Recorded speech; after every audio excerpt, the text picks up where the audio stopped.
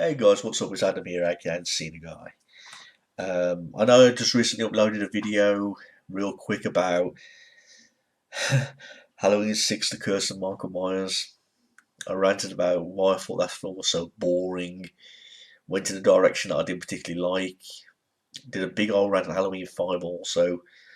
But I'm guessing I think the newest reason why I'm reviewing H2O 20 years later is because I'm not going to lie to you, I don't hate H2O. In fact, there's a part of me that actually kind of liked the movie. I've got a lot of respect for this movie, H2O. Okay. I know many of you are saying, well, after Halloween 4, which was your favourite one in the franchise, you kind of went downhill with the franchise after that, saying that the films aren't going to get any better. If you was to point a gun at my head and say, right, after Halloween 4, pick your next favourite after that one, I'd have to say it is H2O. This is the triple feature Blu-ray, owning Halloween 6, The Curse of Michael Myers, H2O, and Resurrection. And I'm glad I have it on Blu-ray, H2O. I've got a good deal of having all these free at once. Despite me not really liking any of these two, it was just worth to get H2O alone on Blu-ray, but if they're going to throw in two crap movies in with it for free, why the fuck not? This is my third review now, actually reviewing H2O. The first review I made when I was young and actually quite thin back then, 6 years later. The next one I reviewed it on Blu-ray when I first got it, and that was about 2 or 3 years ago. And now I'm doing my very, very last review on this movie for the third time. Just got done watching H2O moments ago, and I'm really surprised. You know, I thought there was going to be a part of me that says you're going to change your mind after all these years. You know, because usually when you watch a movie continuously or you re-watch a film, you usually get a different opinion on it. But I've got the same opinion on this film after watching it moments ago than I did, 6 years ago. 6 years ago, I said it was my fourth favourite film in the franchise, with Halloween 4 coming first, then number 1, then number 2, then this film. But I like Halloween 2 just by a pinch of salt more than this movie. There are several reasons why I kind of like H2O. I was happy at the fact that I was going to name this the very last movie of the Halloween franchise, and I agree with that. H2O is where it should have ended. It ended beautifully. What I like more about H2O than any part of the film was the last scene between Laurie and Michael Myers, the final showdown. Yeah, after all the stuff that happened in the previous Halloween movies, H2O ended beautifully at the end of that film. The final showdown between Laurie and Michael. The way it should have done. The two original characters. 20 years later, Louis Strode all grown up. Michael Myers coming back for her. And it didn't end with just any random characters at the end. It ended with the two original characters, Jamie Lee Curtis and Michael Myers. So we just listen to it. There you go, you can see me a bit better now. Yeah, it ended beautifully, with Michael Myers getting decapitated with the axe by Laurie. And that would have been the most perfect way to end Michael Myers. Some people argue that some of these horror icons are invincible. You got your obvious characters like Freddy Krueger, Jason Voorhees. Is Michael Myers really one of those characters that can't be killed? Obviously not, because they fucking made Resurrection the most unneeded, unnecessary film that you could ever possibly make in a franchise. You know, there were so many points where I was going to end this movie, in the franchise, but they just had to make another one for money reasons, didn't they? After just H2O ended perfectly, where Michael Myers' head getting fucking cut off, it ended fucking perfectly. But no, there's somewhere along the line someone's got to make some money and make a fucking another one. But that's a different review for a different day, Halloween Resurrection. I'll try and get Halloween Resurrection uploaded tomorrow and a few days from now. Now, H2O 20 years later. The plot's very, very simple. It's 20 years later. Everyone, including Jamie Lee Curtis's character, has grown up.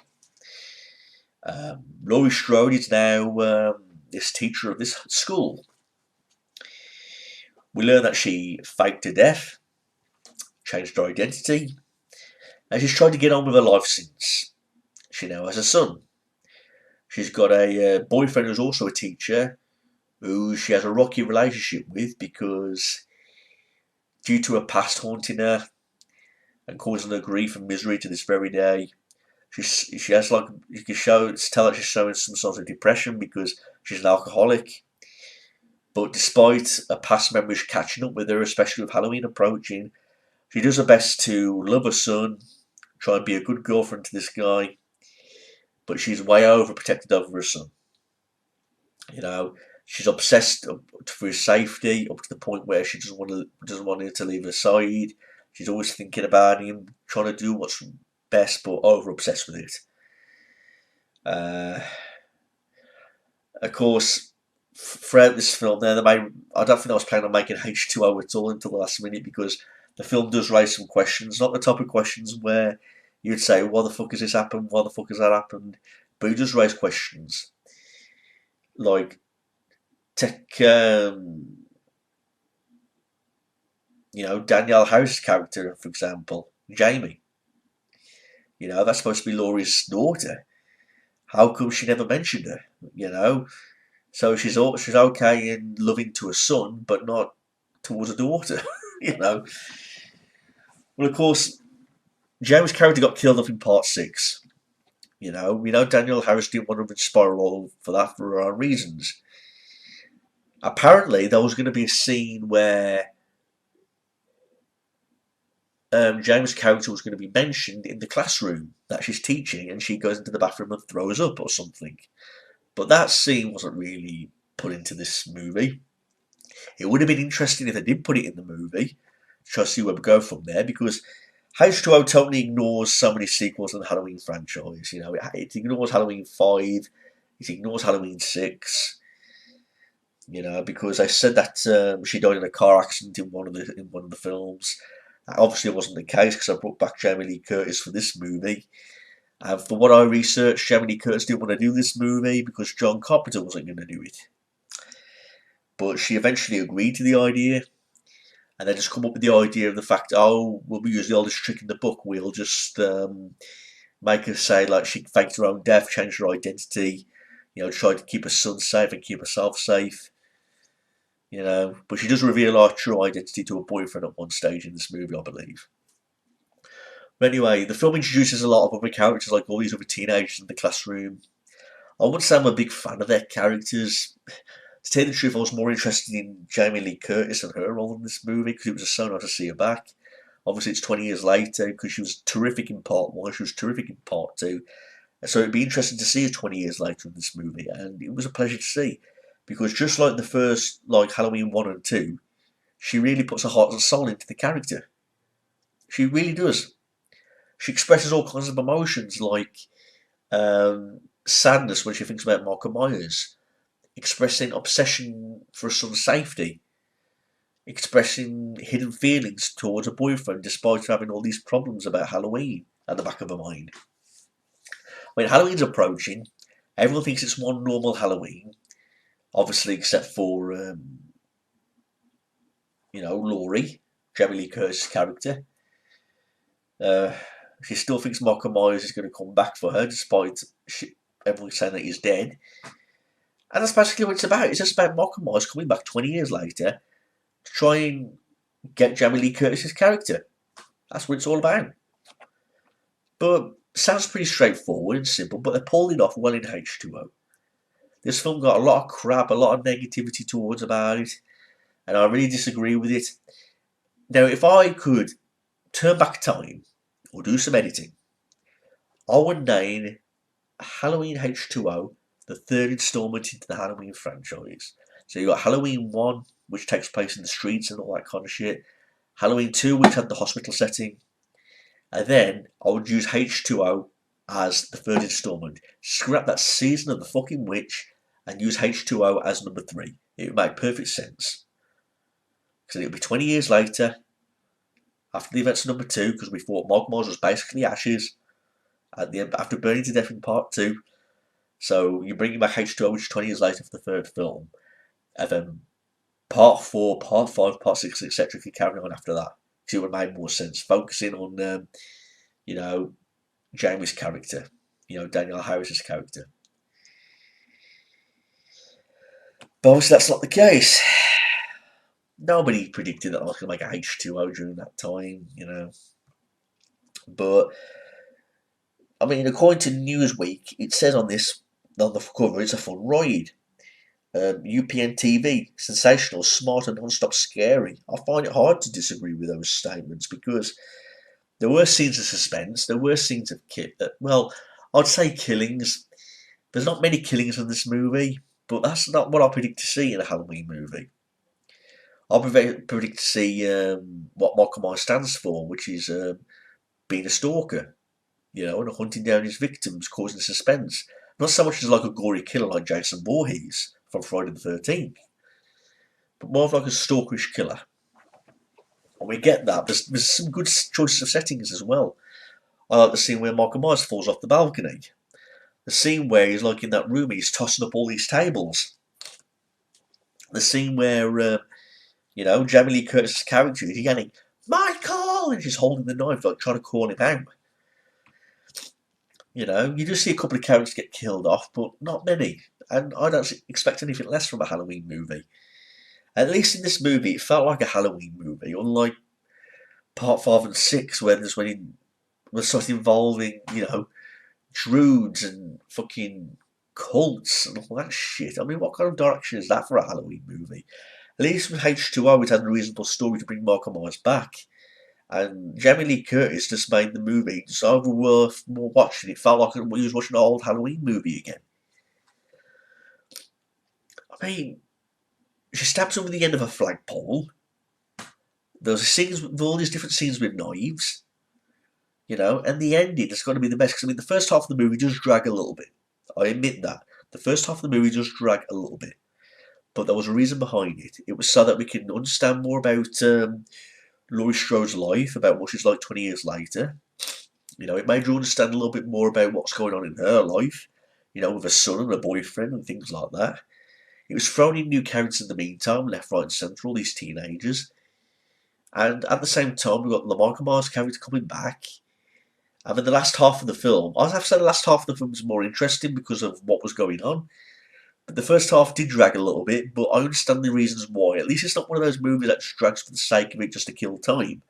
And just want to skip forward to the credits, if you know what I mean. The last half, with all the people fighting off Michael Myers, the scenes where Laurie Strode is trying to get this final showdown with Michael Myers, it worked perfectly great for a build-up to the ending. With the ambulance, you know, and the ending was just fucking perfect. It's got to be one of the best endings in the Halloween franchise. You know, at least in part 4, because we had Jamie holding the bloody scissors. You know, Sam was going, no, we thought that was going to be, Jamie was going to be the next killer, but Halloween 5, they pushed out of that ending, so they ruined that ending. But I'd have to say H2O has the best ending towards number 4. Definitely. Because it was the final showdown, it was just right. Jamie Lee Curtis's character with Michael Myers. You know, she cuts off Michael Myers' head. What better way to end a villain by cutting off his head? After everything, the final showdown takes place. Couldn't end any better between two characters, two of the original characters. Cutting his head off. That's the end of Michael Myers. It ended just nicely. No fucking around. Ended just nicely. And then the chapter of the Halloween films have finally come to an end. Ended just fucking perfectly. And then the cops fucking come along and take Jamie Lee Curtis away. But didn't even kill off a character. But Jamie Lee Curtis even said that this film was going to be her last one. You know? Halloween Resurrection, they kill her off at the first half of the movie, if I remember correctly. And I don't think she really basically gave a shit. I think she just really does not give a shit in the resurrection, Jamie Lee Curtis, because, you know, if you're going to fuck me over by ruining everything, then you might as well kill my character off. I frankly don't give a shit. Fuck you, kill my character off. And I don't fucking blame her. I mean, fancy just ending it nicely at H2O. You ended it just right. And then you make Halloween Resurrection, where he's not even resurrected. We're just ending the most worst fucking twist in the book. Saying that it was a paramedic's head that was cut off. You know, suck my dick. That's fucking ridiculous. But nevertheless, H2 overall, I thought it was a really good film. It's the only film I can name after Halloween 4 that was a decent one in the franchise. A lot of people gave this shit, I don't know why. It was something really refreshing, something really good and new. Yeah, it had an approval rating of 52% of Rotten Tomatoes based on 60 reviews. It had a budget of $17 million, made $55 million at the box office. It was officially released in 1998 of August 5th. Directed by Steve Miner.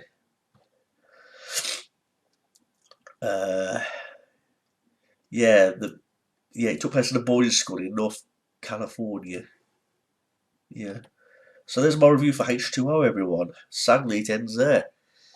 You know, we're saying that everything was good apart from that. But Resurrection, I might as well do a review on that. I don't know if it's going to be uploaded tomorrow or a few days after that. I'll see how I am like with time. But I suppose I'll have fun ranting on Halloween Resurrection for different reasons, but mainly because everyone wants to see it. So that's it, everyone. Please like, rate, and comment this. If you've got any questions, please leave all your thoughts and comments below.